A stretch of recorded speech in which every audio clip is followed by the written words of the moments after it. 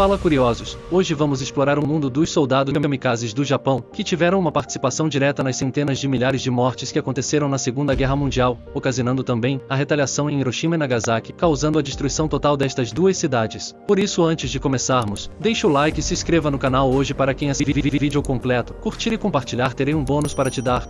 Não percam! Durante a Segunda Guerra Mundial, o Japão implementou uma estratégia extrema e desesperada conhecida como kamikaze, que envolvia pilotos suicidas conduzindo ataques aéreos contra alvos aliados, principalmente navios de guerra. A palavra kamikaze significa vento divino e remonta ao século XIII, quando tufões destruíram as frotas invasoras mongóis, salvando o Japão. Esse termo foi ressignificado para representar a última esperança de vitória do Japão na guerra. Os pilotos kamikaze eram jovens homens, muitas vezes com pouca experiência de voo, que voluntariamente sacrificavam suas vidas em ataques suicidas, acreditando que suas ações eram uma honra suprema para a pátria e para o imperador. O treinamento dos pilotos kamikaze era intenso e, em muitos casos, curto devido à escassez de tempo e recursos. Eles passavam por um processo de doutrinação que incluía a aceitação da morte como um destino inevitável e glorioso. O treinamento técnico envolvia aprender a pilotar aeronaves carregadas de explosivos e a realizar manobras evasivas básicas. Os aviões utilizados nos ataques kamikaze eram frequentemente modelos desatualizados ou danificados, adaptados para transportar bombas e combustível adicional para maximizar a explosão e impacto. A preparação emocional e psicológica dos pilotos incluía cerimônias rituais, onde escreviam cartas de despedida e poemas, além de receber a bênção de sacerdotes shintoístas.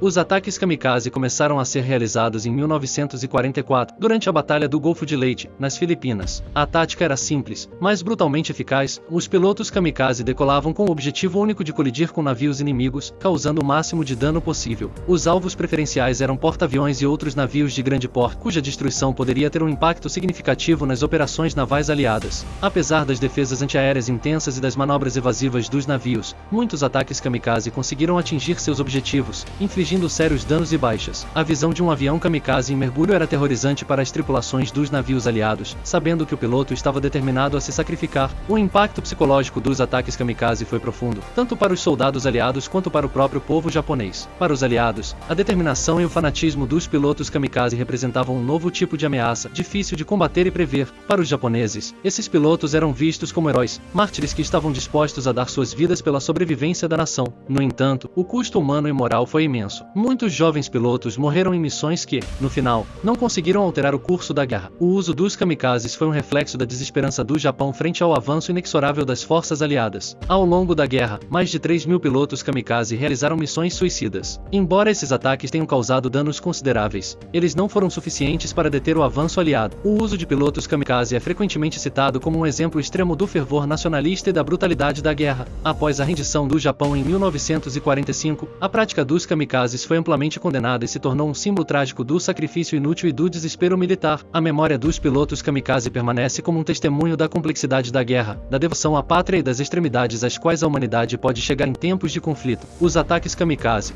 apesar de seu impacto destrutivo, não conseguiram mudar o curso da guerra. A resistência inabalável dos aliados e a devastação causada pelos bombardeios atômicos em Hiroshima e Nagasaki forçaram o Japão a se render. No pós-guerra, o Japão passou por uma profunda transformação, renunciando ao militarismo e adotando uma constituição pacifista. A história dos kamikazes, entretanto, continua a ser estudada e lembrada, tanto como um exemplo de coragem e sacrifício quanto como um aviso sobre os horrores da guerra e a necessidade de buscar soluções pacíficas para os conflitos internacionais. A história dos kamikazes também serve como um lembrete sombrio das consequências da guerra total e do extremismo ideológico. No Japão pós-guerra, houve um esforço significativo para honrar a memória dos pilotos kamikaze, enquanto simultaneamente se rejeitava a ideologia que levou à sua criação. Monumentos e museus foram estabelecidos para preservar suas histórias e oferecer uma reflexão crítica sobre as circunstâncias que os levaram a fazer esses sacrifícios extremos. Esses locais de memória não apenas comemoram os pilotos, mas também educam as futuras gerações sobre a importância da paz e da diplomacia.